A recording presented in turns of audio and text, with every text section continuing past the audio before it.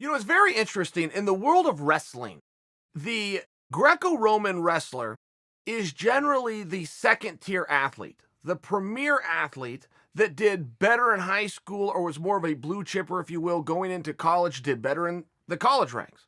All-Americans, national champions generally go into freestyle. It is extremely rare where an NCAA All-American, or particularly an NCAA champion, would go into Greco-Roman. As a matter of fact, I would go as far as to tell you I can only name one NCAA champion off the top of my head, but I'm very good at this, that went into Greco-Roman. That was Brad Varing. By the way, he went right into a world silver medal.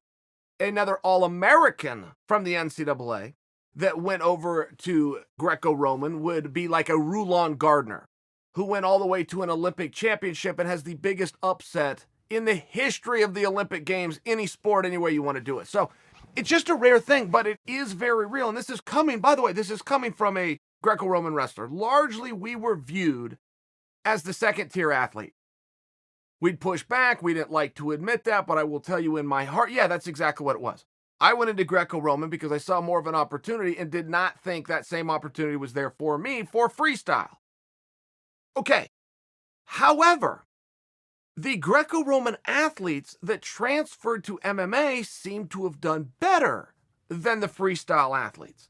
And I could name for you world and Olympic champions. I'll name drop here from Kevin Jackson, the Kenny Mondays, the Kerry Colots of the world. For some reason, the freestyle guys that were the top tier athlete of the sport of wrestling did not go as far as the Dan Hendersons or the Randy Coutures or the Matt Lindlands, by example, some of these Greco-Roman guys. The question is why? And I've been asked that a number of times, but I've also wondered that a number of times. I have seen a number of wrestlers who in the wrestling room, it was very clear not only who was better at the sport of wrestling, but also who the superior athlete was. I've then seen them matched up in a mixed martial arts contest, and I always see the Greco-Roman guy, the second tier athlete, the less skilled wrestler, win. Let me just give you one example off the top of my head where Greco met freestyle. Randy Couture versus Mike Van Arsdale. Randy Couture, an NCAA All-American. Mike Van Arsdale, the champ. One example, top of my head. And there's always why? Why is that? And I've thought of it as well. And guy, I'm down to one simple thing, which is the posture.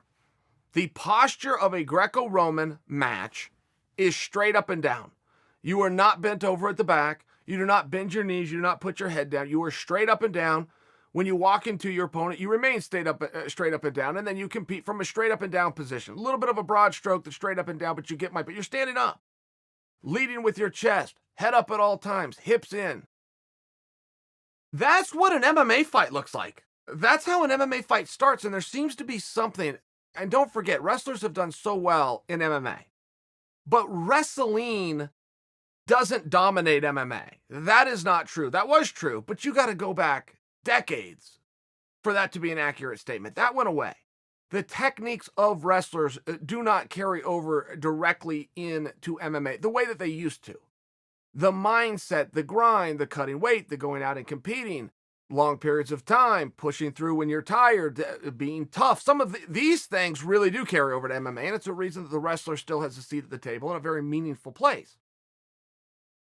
But as far as the techniques of wrestling, you have to understand, no wrestling takes place until you're touching your opponent. Until you find a way to get from the space to closing the space, no wrestling takes place. Then if you're successful at it, you get your opponent down to the ground, but you still have no space. You're still touching your opponent. It's a rule of wrestling. Reach out and touch somebody. You got to be touching the guy.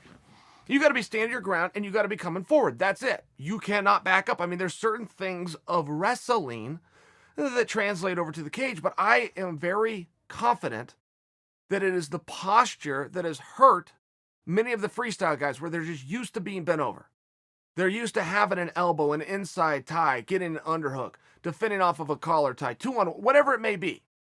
But that posture of being bent over, where they then have all of their attacks, goes away in MMA when you have to stand up. I've even seen guys train like this, but the wrestling not convert over. Give you an example top of my head. Shane Carwin, who was a great wrestler, champion, Division II, going into a world title fight against Brock Lesnar, who was a great wrestler, national champion, Division I. And Shane Carwin thought, well, the wrestling is going to be a little bit at play here. I'm a wrestler, he's a wrestler. I'm a champion, he's a champion. I'm an MMA champion, he's an MMA champion. I mean, on paper, we've kind of done everything the other one has done.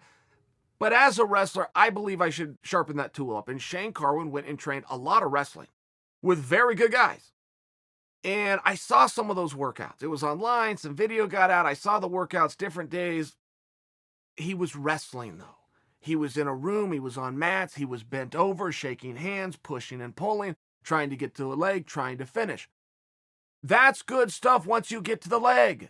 Once you get to a leg, to switch to two legs, to lift, to drive, to circle, to dump, that's good stuff. But in MMA, the key is getting from point A to point B, getting to that leg. And when you're in a college room trying to sharpen up for an MMA fight, or you're in a freestyle room trying to sharpen up from an MMA fight, you don't have the right entry.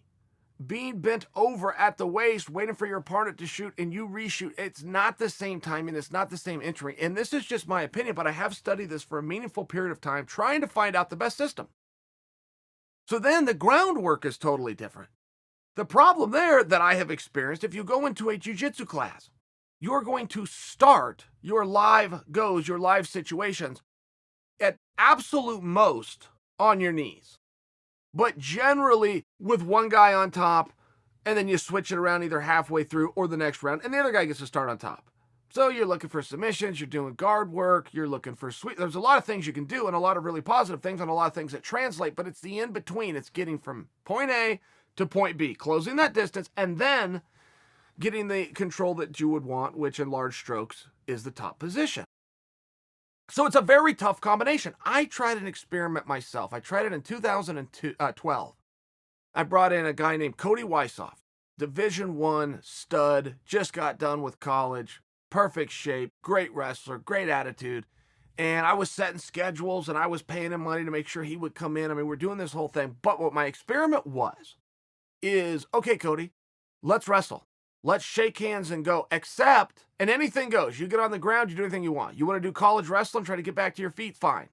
I want to do jiu-jitsu, try to keep you down, stretch out one of your limbs, fine. Anything goes. But we start from an upright posture. We start from a Greco-Roman, or we start from an MMA posture. If I want to come from here, find a way to set you up by changing my elevation and attacking your hips, then that's on me. I have to do that. And a lot of my greatest tools to do that are taken away because I don't have the punches. I don't get to throw a punch at you that forces you to bring your hands up, which gives me an opportunity to come down. I don't have that, so it's going to be a little bit lower impact, but I think this will translate better to MMA. And we did the experiment for a while, and it was just the two of us. It was hard to talk other guys into it because they go, what are you doing? That's not wrestling. That's not MMA. That's not jiu-jitsu. Like, I had a hard time at the gym. I was bringing other guys into the workout. So then Cody ended up, something happened in his life. He went away, and my experiment came to an end. Though I still think I'm right. I still think that I am really onto something.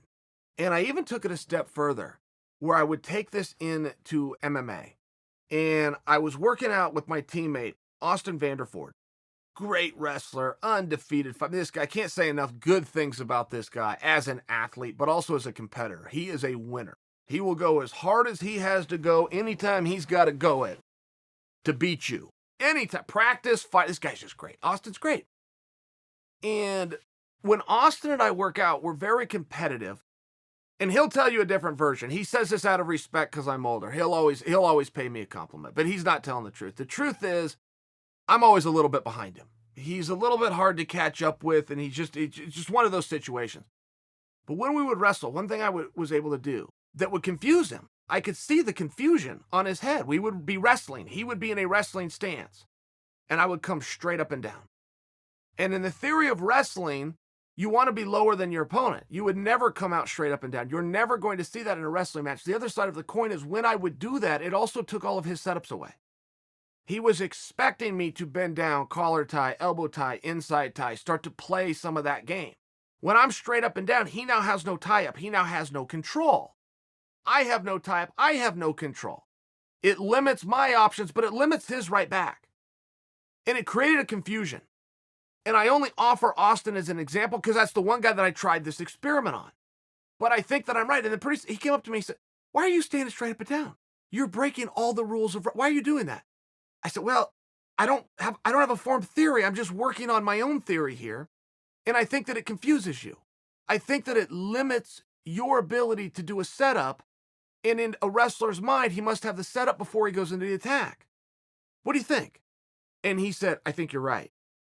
He said, "I don't agree that you should be straight up. I don't agree that you should let me under you. But I do agree that I'm coming out and I'm confused with when I should attack. I'm confused at not having certain feels and certain looks. I like that."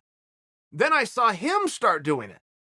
Austin started doing this in some of his, where I'd be on the outside watching him go, "Oh, okay. I'm onto something enough that I've convinced a national champion who's an undefeated fighter with a brown belt in jiu-jitsu to try it." And this is a thought and process. I don't have enough data. In fact, I've given you all my data. I had the workouts with Cody Weissoff in 2012. Then I had the experience with Austin Vanderford just recently, 2019, in the last year. But then I saw him grabbing that. And this is a very smart guy. This is a national champion. This is a winner himself. But he saw something there and he's trying it. And I do argue for you that the ultimate way to train for grappling for MMA would be, first off, to start on your feet. Not on the knees. Don't concede guard. Don't concede top position. Start on your feet. Go from there. Once it hits the ground, you keep going. Anything goes, make it continuous. You hit the wall, anything goes, make it continuous. A reason I offer the wall, if you were to take a wrestling room, by example, if you hit the wall, everybody knows in the wrestling, just stop. Oh, stop, we're on the wall. You wouldn't even need to say anything to your partner. If you stumble into the wall, you would both just feel each other ease up and you walk back towards the middle of the mat and you'd start over again. I think the ultimate way for wrestling for MMA would be to start upright, just like an MMA match or a Greco-Roman match, and then anything goes from there.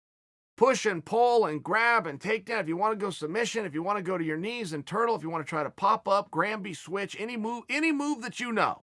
Set the clock for 5 minutes, anything goes. Clock goes off, take a 60-second rest, shake somebody else's hand and do it all over again.